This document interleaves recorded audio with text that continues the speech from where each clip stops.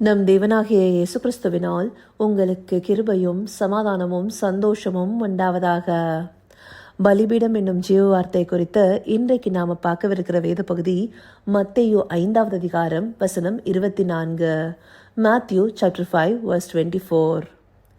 அங்கேதானே பலிபீடத்தின் முன் உன் காணிக்கையை வைத்துவிட்டு போய் முன்பு உன் சகோதரனோடே ஒப்புரவாகி பின்பு வந்து உன் காணிக்கையை செலுத்து. மலை பிரசங்கத்தின் போது ஆண்டவராகிய இயேசு கிறிஸ்து சொன்ன வார்த்தைகள்ல இந்த வசனமும் குறிப்பிடப்பட்டிருக்கு. இந்த வசனத்துடைய பின்னணியிலிருந்து பார்க்கும்போது இது நமக்கு தெளிவா புரியும். அங்க கூடி வந்திருக்கிற ஜனம் எல்லாருமே நியாயப்பிரமாணத்தை அறிந்தவர்களாக இருக்கிறாங்க. அதனால்தான் முதலாவது கொலை செய்யாதிருப்பாயாகங்கிற பிரமாணத்தை வச்சு ஆரம்பிக்கிறாரு. இதே அதிகாரம் 21வது வசனத்துல கொலை செய்யாதிருப்பாயாக என்பதும் கொலை செய்கிறவன் நியாய தீர்ப்புக்கு ஏதுவாய் இருப்பான் என்பதும் பூர்வத்தாருக்கு உரைக்கப்பட்டதென்று கேள்விப்பட்டிருக்கிறீர்கள். அப்படியாக பூர்வ நாட்கள்ல கொடுக்கப்பட்ட நியாயப்பிரமாணத்துல கொலை செஞ்சா நியாய தீர்ப்புக்கு ஏதுவா இருப்பாங்கிறது கொடுக்கப்பட்டிருக்கு. அப்படி அந்த நாட்கள்ல கொடுக்கப்பட்ட கற்பனை எல்லாத்தையும் அவங்க கடைபிடிக்க வேண்டிய ஒரு ரூலா மட்டும்தான் பார்த்தாங்க. ஆனா தேவன் நமக்கு கொடுத்த பிரமாணம் ஒரு ரூலா ஃபாலோ பண்றதுக்கு இல்ல, அதை நம்ம இருதயத்திலிருந்து உணர்ந்து செயல்படுவதற்கு. அதை அவங்க புரிந்து கொள்ளாம போனதுனால இங்க மேற்படியா ஆண்டவராகிய இயேசு கிறிஸ்து ஒரு விளக்கத்தை கொடுக்கிறாரு. மேற்படியா இருக்கிற 22வது வசனத்துல, நான் உங்களுக்கு சொல்றேன், தன்னோட சகோதரன் நியாயமில்லாம கோபித்துக் கொள்கிறவன் நியாய தீர்ப்புக்கு ஏதுவா இருப்பான்.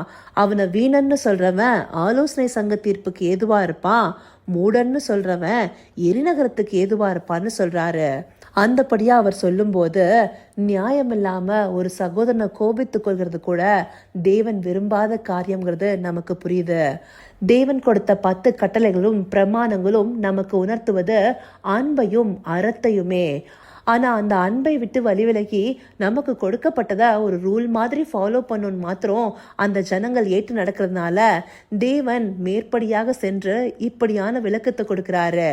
இந்தபடியா தன்னுடைய சகோதரனை நியாயம் இல்லாம கோவிச்ச கூட கூடாது, அவனை தகாத வார்த்தைகளால பேசவும் கூடாதுங்கிறத மிகவும் தெளிவாக சொல்றாரு. அப்படி நம்ம ஏதாவது செய்திருந்தோம்னா என்ன பண்ணுங்கிறத மேற்படியா 23வது வசனத்துல, ஆகையால் நீ பலிபீடத்தினிடத்தில் உன் காணிக்கையை செலுத்த வந்து உன் பேரில் உன் சகோதரனுக்கு குறையுண்டென்று அங்கே நினைவு கூறுவாயாகில். இங்க சொல்லப்பட்டபடி தேவனுக்கு காணிக்கையை செலுத்த பலிபீடத்தினிடத்துக்கு வரும்போது சகோதரன் பேர்ல குறை உண்டுன்னு நினைவுக்கு வந்ததுன்னா நாம காணிக்கையை செலுத்தாம அங்கேயே விட்டுட்டு என்ன செய்யணுங்கிறதையே பிரதான வசனத்துல குறிப்பிட்டிருக்காரு. இங்கே குறிப்பிட்டிருக்க பலிபீடமானது தேவாலயத்துல காணப்படுகிற பலிபீடத்தையே குறிக்குது. ஏன்னா ஆண்டவராகிய இயேசு கிறிஸ்து ஒப்பு கொடுக்கப்பட்டு சிலுவையில அறையுண்ட பிற்பாடே சிலுவை பலிபீடமாக மாறுது. அதற்கு பிற்பாடு அவரை விசுவாசித்து ஏற்றுக்கொண்ட பிற்பாடே நாம தேவாலயமா மாறுகிறோம். நம்முடைய இருதயம் அவருக்கு உகந்த பலிபீடமா மாறுது. அப்போ இங்க சொல்லப்பட்டிருக்கிறது அந்த நாட்கள்ல இஸ்ரவேலர்களுடைய தேவாலயத்துல இருந்த பலிபீடத்தை குறிக்கிறதா இருக்கு. அந்த பலிபீடத்துல காணிக்கையை செலுத்த வரும்போதே சகோதரன் பேர்ல குறை இருந்தா முதலாவது காணிக்கையை அங்க வச்சுட்டு அவனோடு போயிட்டு ஒப்புரவாகி அதற்கு பிற்பாடு காணிக்கையை செலுத்தணும்னு தேவன் சொல்றாரு. அந்த நாட்கள்ல இருந்த ஒரு கட்டமைப்பின் வடிவத்தில் இருந்த பலிபீடத்துக்கே இப்படியான கனத்தை தேவன் கொடுத்திருக்கிறார்னா இந்த நாட்கள்ல தேவன் தம்மை தாமே ஒப்பு கொடுத்து நம்மை உறைவிடமாக தெரிந்து கொண்டு நம்மை தேவாலயமாக மாற்றிருக்கிறாரு. நமக்குள்ளார இருதயம் பலிபீடமாக இருக்கு. அந்த பலிபீடத்திலிருந்து தேவனுக்கு உகந்த காணிக்கையாக நம்மை படைக்கும் போது நமக்குள்ளார குறைவுகளும் நம்முடைய சகோதரன் பேர்ல அன்பு இல்லாம இருந்ததுன்னா அந்த காணிக்கையை தேவன் எப்படி பிரியமாக ஏற்றுக்கொள்வாரு? தேவன் காணிக்கையை விரும்புகிறாரா இல்ல நம்முடைய இருதயத்தின் சுத்தத்தை விரும்புகிறாரா? அதை நாம நிதானிச்சு பார்ப்பதற்காகவே இந்த வார்த்தைகள் கொடுக்கப்பட்டிருக்கு. தேவன் விரும்புகிறது பரிசுத்தமுள்ள இருதயம். பரிசுத்தம் இல்லாம ஒருவனும் தேவனை தரிசிப்பதில்லையேன்னு சொல்லிட்டு வேதத்துல நமக்கு தெளிவாக கொடுக்கப்பட்டிருக்கு இல்லையா? அப்படிப்பட்ட இருதயத்துல பரிசுத்தமானது காணப்படணும். ஒரு சகோதரன் பேர்ல குறை உண்டாயிருந்தா நம்முடைய இருதயத்துல கசப்பு காணப்படும். அந்த கசப்போட நாம தேவனுக்கு செலுத்துகிற காணிக்கை எந்த விதத்துல ஏற்றுக்கொள்ளப்படும்? நம்முடைய ஜெப வேலைகள்ல நாம தேவனை நோக்கி பார்க்கும்போது அவர் நம்முடைய இருதயத்தை பார்க்கிறவராக இருக்கிறாரு. நமக்குள்ளார கசப்பான வேர்களும் மற்றவர்கள் பேர்ல குறைவுகளும் இருந்ததுன்னா நம்முடைய ஜெபம் எப்படி அவருடைய சமூகத்திற்கு எட்டி சேரும்? நாமே நம்முடைய ஜெபத்திற்கு தடையாக மாறுகிறோம் இல்லையா? இல்லையா? நம்முடைய காணிக்கை அவருக்கு உகந்ததாக இருக்காது இல்லையா? அவர் காணிக்கையும் பலியும் விரும்பலன்னு சொல்லிட்டு பழைய ஏற்பாடுலே சொல்லிட்டாரு. அப்படி இருக்கும்போது நமக்கு தெளிவாக உரைக்கப்பட்ட இந்த வார்த்தைகள் மூலமா நாம் அறிந்து கொள்ள வேண்டியது, தேவனுக்கு நாம காணிக்கை செலுத்துவதற்கு முன்பாக நமக்குள்ளார இருக்கிற சில காரியங்களை களைந்து போட வேண்டியது அவசியமா இருக்கு. நம்மோட இருக்கிற சகோதர சகோதரிகளோட நமக்கு எந்த ஒரு குறைவுகளும் இருக்கக்கூடாது. தேவன் நம்மை அன்பாகவே இருக்க சொல்லியிருக்கிறாரு. பிரதான கற்பனையாக தேவன் நமக்கு தந்தது அன்பே. அந்த அன்புல குறையுள்ளவர்களாக இருந்து கொண்டு நாம தேவனுடைய பலிபீடத்துல செலுத்துகிற எந்த ஒரு காணிக்கையும் அவரை பிரியப்படுத்த முடியாது. இந்தபடியா நாம ஒப்புரவான இருதயத்தோடு காணிக்கை செலுத்தாம விட்டோம்னா நாம நியாயாதிபதியின் கையில ஒப்பு கொடுக்கப்படுவோம்னு சொல்லிட்டு இதற்கு அடுத்தபடியா இருக்கிற 25வது வசனத்துல குறிப்பிட்டிருக்காரு. அதனால நம்மளுடைய சகோதரர்களோட நல்மனம் பொருந்தணுங்கிறத தேவன் இங்க நமக்கு குறிப்பிட்டிருக்காரு. அப்படியான நல்மனம் பொருந்தினவர்களாக நம்முடைய காணிக்கைய பலிபீடத்திலிருந்து செலுத்தணுங்கிறத தேவன் எதிர்பார்க்கிறாரு.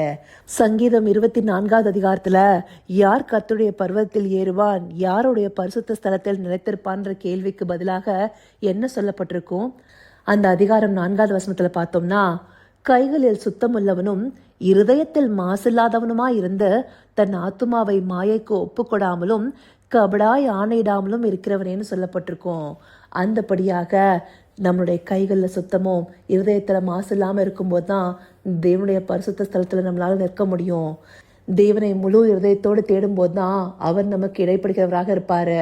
நம்முடைய இருதயத்துல குறைவுகளும் கசப்புகளும் இருக்கும்போது நாம எப்படி அவரை நோக்கி பார்க்க முடியும்?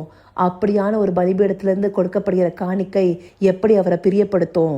இதை நாம நிதானித்து பார்ப்பதற்காகவே இந்த பகுதிகள் நமக்கு காண்பிக்கப்பட்டிருக்கு. இதை குறிப்பா தேவன் நமக்கு ஏன் காண்பிக்கிறார்னா, இன்றைக்கு நம்முடைய குடும்பங்கள்லயும் சரி, நாம போகிற சபைகள்லயும் சரி, நாம ஒருவருக்கொருவர் சில குறைகளை பார்க்கிறவர்களாக ஒப்புரவில்லாதவர்களாக இருக்கிறோம். அந்தபடி ஒப்புரவில்லாம தேவனுடைய பலிபீடத்துல நாம வந்து நிற்கிறது தேவனுக்கு ஒரு நாளும் பிரியமா இருக்காது. தேவன் நம்ம இடத்துல எதிர்பார்க்கிறது சுத்த இருதயமே. அந்த சுத்த இருதயத்தோட நம்முடைய காணிக்கைய பலிபீடத்திலிருந்து செலுத்துவதே அவரை பிரியப்படுத்துவதாக இருக்கும். இதை அறிந்து கொண்டு தேவனுடைய பலிபீடத்திற்கு வரும்போது சுத்த இருதயத்தோடு அவருக்கு உகந்த காணிக்கையை செலுத்த அன்பால நிறைந்தவர்களாக இருக்க அவரை நோக்கி பார்ப்போமா? கர்த்தாவே, தேவாதி தேவனே, உமக்கே இந்த வேளையில நன்றி செலுத்துகிறோம் ராஜா. அப்பா, பலிபீடத்துல உமக்கு காணிக்கையை செலுத்தும் போது எங்கள் இருதயத்துல எந்த ஒரு குறைவும் இருக்கக்கூடாது, நல்மனம் பொருந்தினவர்களாக நாங்க இருக்கணுங்கிறத இந்த பகுதிகள் மூலமா எங்களுக்கு காண்பிச்சிருக்கீங்க தகப்பனே. பூர்வ நாட்கள்ல கட்டமைப்பாக இருந்த பலிபீடத்திற்கே இப்படியாக காணிக்கை செலுத்த வேண்டிய போது இந்த நாட்கள்ல எங்களையே ஆலயமாக தெரிந்து கொண்ட எங்க இதயத்தின் பலிபீடத்திலிருந்து உமக்கு காணிக்கை செலுத்தும் போது நாங்க எத்தனை நல்மனம் பொருந்தியவர்களாக காணப்படுங்கிறத நாங்க நிதானிச்சு பார்த்து எங்களை சரி செய்து கொள்ளணும் தகப்பனே. எங்களை சுற்றி இருக்கிற மனிதர்களோடு நாங்கள் சமாதானமாக இருக்கவும், எங்க சபையோடு சீர்பொருந்தின உறவில் இருக்கவும் தேவரீர் எங்களுக்கு நவமான இருதயத்தை தந்தரலுங்கப்பா. ஆம் ராஜா, அந்தபடியான பலிபீடத்திலிருந்து உமக்கு காணிக்கை செலுத்துபவர்களாக நாங்கள் ஒவ்வொருவரும் காணப்பட தேவரீர் எங்களை நடத்தியறலுங்க. அப்படியே நீங்க நடத்த போகிற கிருபைக்காய் நன்றி. சகலவித துதி மகிமை கனம் யாவும் ஒருவருக்கே செலுத்துகிறோம். இயேசு கிறிஸ்துவின் மூலமாய் வேண்டிக் கொள்கிறேன் பிதாவே. ஆமேன், ஆமேன்.